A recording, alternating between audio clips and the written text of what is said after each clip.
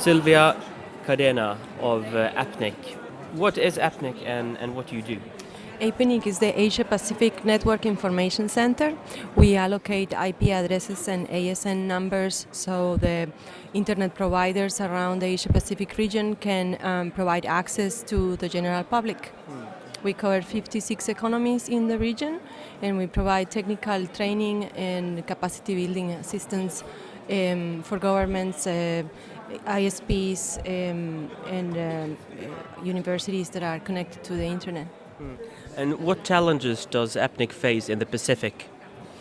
Well, the challenges vary from sub-region to sub-region, and in many cases are related to the cultural barriers and the regulatory frameworks that are not harmonized in different countries in the region.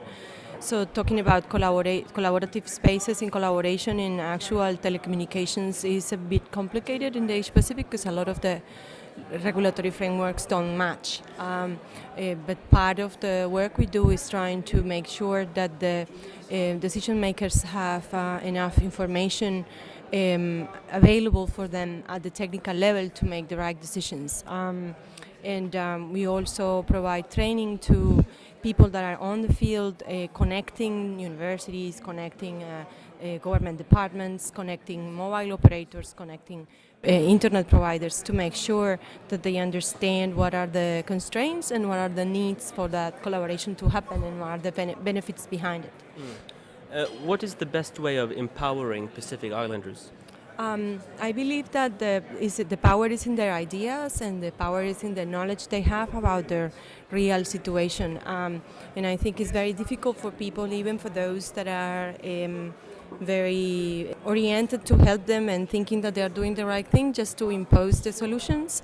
I think that the power has to come, the solutions have to come from their own thinking and their own understanding of the situations, and that's where the challenge is, because it's a bit difficult to kind of break a little bit from that relationship of some other people telling them what to do, and breaking the cycle and making decisions about their own context and their own what solutions are they going to implement in those contexts is very important. And how can you facilitate innovation among the Pacific Islanders? What we have been doing through the Information Society Innovation Fund, which is a small grants and awards program that APNIC is coordinating on behalf of a group of partners, is that we have been providing seed funding, that is small grants, so people can actually test their own ideas without putting at risk. Is some money that they can basically use to implement and test their innovative approaches and see what happened and report about that. And what we do with the grant recipients is that we coach them and we mentor them along the process to make sure that they are able to communicate the findings of their research, the lessons learned through their experience, so others can benefit from it.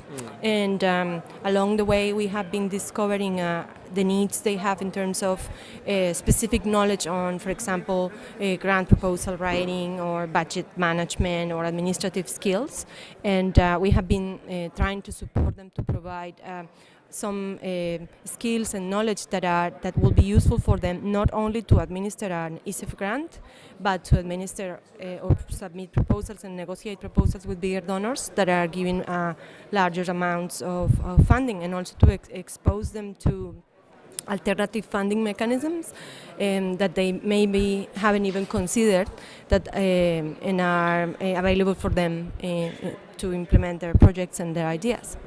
So what is your message to Pacific Islanders that want to apply for this grant in order to realize the project? What is your message?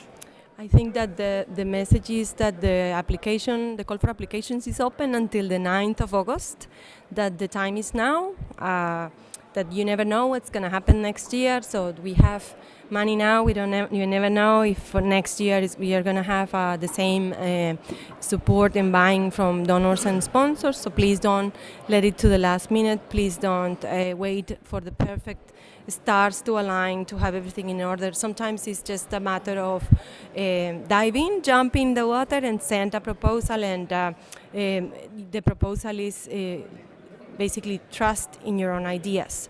Believe in yourself and believe in your knowledge about what you need. I think that the Pacific Islanders are the ones that have the knowledge about what the future for the Pacific Islands is, and we believe in you, and we want to hear about your ideas and support you all the way. And what examples do you have of successful Pacific projects? At the moment, we are funding a project in the Chuuk Island in Micronesia. The project is called the Pieces Project, and is connecting schools to the internet, but also addressing issues about power and solar power, basically, and a lot of capacity building around how community groups interact with this technology. They have a very interesting blog, and another interesting project that we awarded back in 2011 is the Internet Nue project, which is a very unique initiative and a very unique mechanism to trade some the benefits of selling a domain name that people are interested in, which is the .nu, to use those funds to implement access for all the islanders for free. So, and there are other initiatives in the Pacific that haven't been awarded by ISIF, but that are currently underway, and you're welcome to visit our website and join our mailing lists to meet them. But we are actually looking for more applicants from the Pacific. It's not that easy to find them because they move in their own context. They talk to each other a lot, probably with a lot of people from New Zealand, but maybe not outside of that environment. So one of the reasons of me being here in NetWe is to try to approach them and try to find out what we can do and where are they and how can we reach out to them. And finally, Sylvia, what benefits do you envisage by improving internet access to the Pacific? I think that the benefits of allowing people to live where they want to be, to stay in their islands and preserve their culture and have a good job opportunity and develop professionally without having to leave behind everything they love and know is a very important benefit from bringing internet technology to isolated areas. I don't think it only applies to islands. I also think it applies to communities living up in the mountains, where are just 12 hours on a bus or something to get there. So it's about being in the place you want to be and doing the things you want to do. And I believe that internet gives you that possibility. We just have to be very smart on how we do it, and to give the same possibilities to people everywhere, with no matter how far or how much water are in between. People should have the same opportunities, and that's what access is all about.